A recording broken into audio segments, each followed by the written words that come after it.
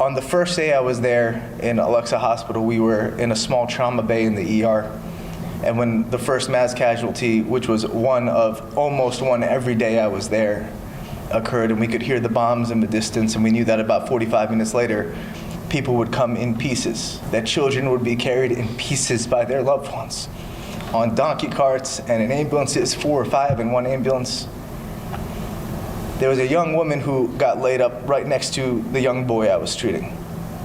She was 22 or 23 years old, full body surface area burns.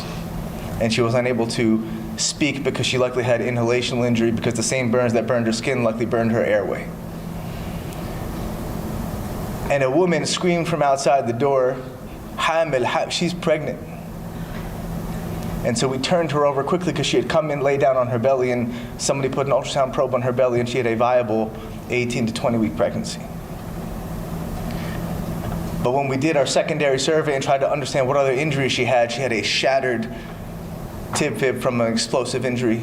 She had burns that covered over 70% of her surface area, which is a death sentence in an environment where you can't find gauze and there isn't clean water and there aren't antibiotics. We all knew what this meant on the ground in the trauma bay the first minutes we met her. She was gonna die there, and her baby would die there. And there was nothing we were gonna be able to do about it because the Israeli government and the IDF had made it impossible to care for people to the extent which they deserve. Every human being deserves the right to medical aid in that situation. She was no fighter. She was a pregnant woman who was sitting in her home when a bomb dropped on her head. And she eventually moved to the ICU. And every day she lived until she died, she was in pain. Because we didn't have the kind of medicine we needed to care for her pain. And when wound care came, in America I'd give her 2 Dilaudid before changing her wound dressings, and there I could give her nothing. And every morning when we'd round, we'd stop by her bed first.